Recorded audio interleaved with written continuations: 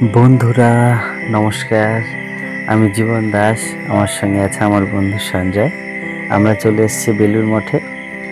আমরা সকাল 8:24-এর Dankuni local train ধরেছি শিয়ালদহ স্টেশন থেকে। শিয়ালদহ থেকে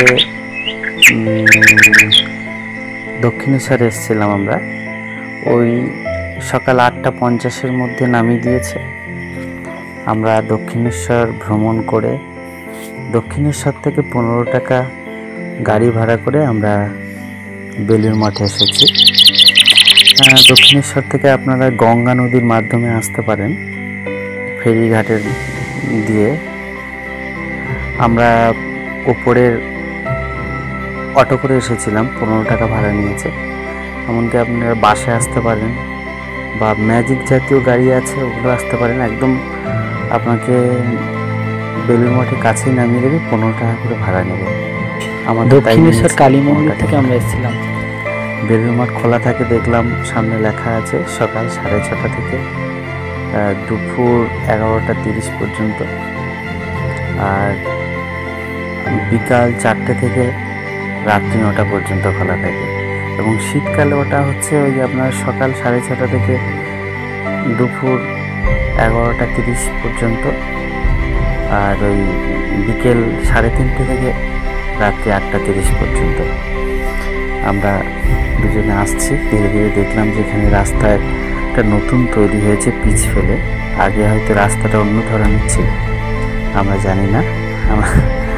আমরা এসে দেখছি এইভাবে রাস্তা তৈরি হচ্ছে, এবং রাস্তার উপরে আপনার রোলার চলছে, রোলার চালিয়ে রাস্তাটা ভালো করে মজবুত করছে। আমরা ঢুকতেই মনোমুগ্ধকর প্রাকৃতিক পরিবেশে আমাদের মানে দুজনের মনটা একটু প্রশান্তি লাগছিল। আর চারিদিকে কিচিরমিচির করছিল পাখির আওয়াজ। সাউন্ডটা হয়তো মিউট করা আছে বলে আপনারা শুনতে পাচ্ছেন না। আমরা ধীরে ধীরে হাঁটতে যাচ্ছিলাম। যেতে যেতে দেখলাম হাটে কাছে একটা বয়স্ক লোক অনেকক্ষণ ধরে বসে আছে, এবং কয়েকজন মহারাজ যাচ্ছিলেন। মহারাজ অথবা সন্ন্যাসী হবে এখানকার। আমরা ধীরে ধীরে গাছগুলো দেখে যাচ্ছিলাম, এবং এক একটা গাছ বা বৃক্ষগুলো দেখা যাচ্ছিল খুব বহু পুরনো বৃক্ষ মনে হচ্ছিল। বৃক্ষের চেহারা দেখে মনে হচ্ছিল। আমরা যখন ঢুকলাম, মেইন গেটে ঢুকে দেখতে পেয়েছিলাম বিভিন্ন ধরনের, প্রথমে দেখতে পেয়েছিলাম বিল্ডিং, দেখেছিলাম 2-3টে, সেগুলো সব বন্ধ ছিল। রামকৃষ্ণ সংগ্রহ মন্দির, কিন্তু আমরা সঠিক সময়ে গেলেও দেখলাম যে রামকৃষ্ণ সংগ্রহ মন্দির বন্ধ ছিল। সামনে একটা পুচকে বাচ্চা মেয়ে পড়ে গেছিল হোঁচট খেয়ে, ওর মা একটু বকা দিচ্ছিল, আবার তুলে নিয়েছিল। আর সামনে সেই রামকৃষ্ণ সংগ্রহ মন্দিরের ভেতরের মন্দিরগুলো দেখতে পাচ্ছেন। আমরা দেখছিলাম ভেতরে এখন কাজ হচ্ছে, অনেকগুলো শ্রমিক কাজ করছে, সেই জন্য হয়তো বন্ধ ছিল এই এরিয়াটা। যাই হোক, আমরা বাইরে থেকে দেখে দেখে ধীরে ধীরে যাচ্ছি। যেতে যেতে দেখছিলাম অনেকেই সেলফি তুলছে, বিভিন্ন ধরনের ছবি শ্যুট করছে। অধিকাংশ যারা ভ্রমণ করতে আসছে বা বেলুড় মঠ ভ্রমণ করতে আসছে, তারা অধিকাংশই ফটো শ্যুট করছে, ভিডিও শ্যুট করছে। কিন্তু ভিডিও শ্যুট করাটা বন্ধ আছে, তাই অধিকাংশ মানুষ ভিডিও শ্যুট করাটা মাঝে মাঝে বন্ধ করে দিচ্ছে। কিছু কিছু মহারাজ এসে যখন বারণ করছে, ফটো শ্যুট করা বন্ধ করে দিয়ে সঙ্গে সঙ্গে মোবাইলটা নিচু করে নিচ্ছে।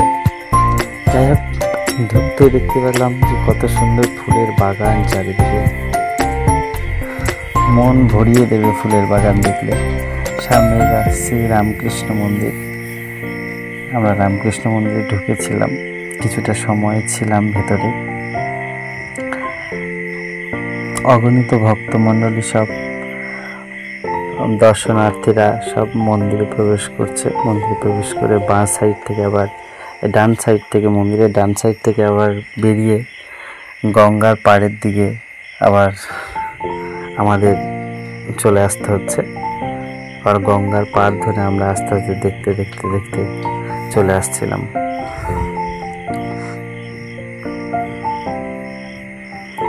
দেখুন বন্ধুরা,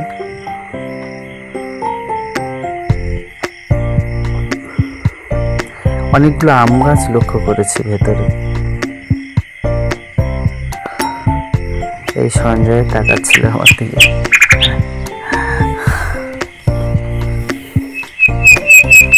এই গেট দিয়ে আমরা এসেছিলাম, দেখতে পাচ্ছেন।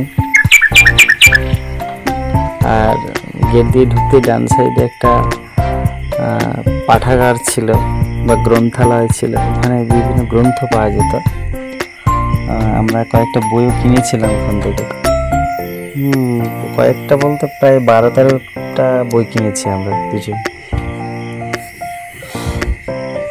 আর মন্দিরের সামনে ফটো তুলছি,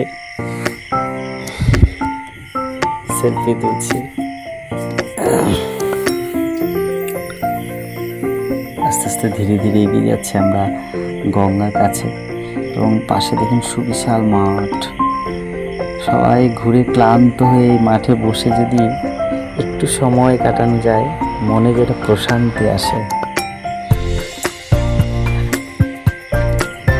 যাই হোক, এক একটা দর্শনার্থী এক একটা জায়গা তাদের খুব ভালো লাগছে, সেই জায়গায় বসে কিছু না কিছু ফটোশ্যুট করছে তারা।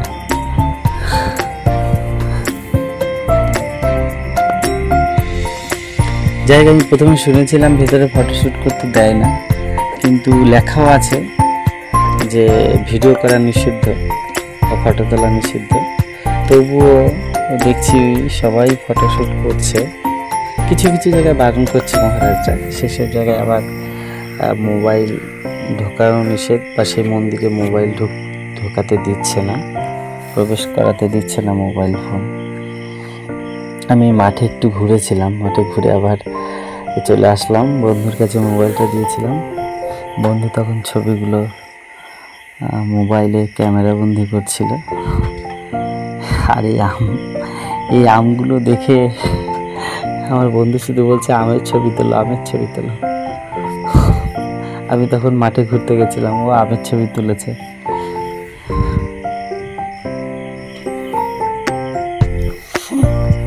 আমরা ধীরে ধীরে গেছিলাম গঙ্গার পাড় ধরে। গঙ্গার সাইডে ডান সাইডে এই মন্দিরটা। এই গঙ্গা, সত্যি গঙ্গার জল যে এত স্বচ্ছ। গঙ্গায় আমি গিয়ে দাঁড়িয়েছি, আমার প্রতিবিম্বটা দেখা যাচ্ছে গঙ্গায়। আর আমরা তো একটা ড্রেস পরে গেছি, যদি দুটো ড্রেস, একটা অতিরিক্ত ড্রেস নিয়ে যেতাম তাহলে স্নান করে নিতাম। একটা গামছা নিয়ে গেলে ড্রেস খুলে রেখে গামছা পরে স্নান করতাম। অনেকে এখানে আছেন, ওরা স্নান করছে, ওরা অপেক্ষা করছে। আর মৃদু মৃদু বাতাস বইছে মাঝে মাঝে, সেই বাতাসের আনন্দটা নিচ্ছে দর্শনার্থীরা বসে বসে এখানে। আমরা এখান থেকে এগিয়ে যাচ্ছিলাম এই গঙ্গার পাড় ধরে ধরে। ঘুরতে ওদিকে একটা দারুণ দৃশ্য দেখলাম, যে আপনার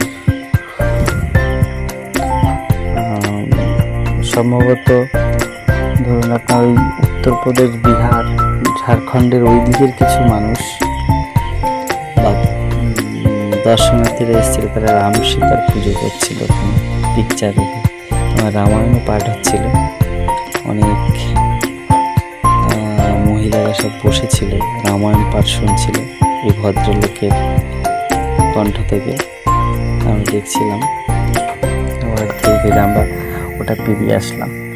এবার স্বামী বিবেকানন্দের, এটা দাহ মন্দির বলা হয়। স্বামী বিবেকানন্দ ওখানে অধিষ্ঠানে আছে পিকচারে, ছবিতে, এবং ধ্যান অবস্থায় যেন আছে, সেরকম একটা দৃশ্য এই মন্দিরের মধ্য দিয়ে।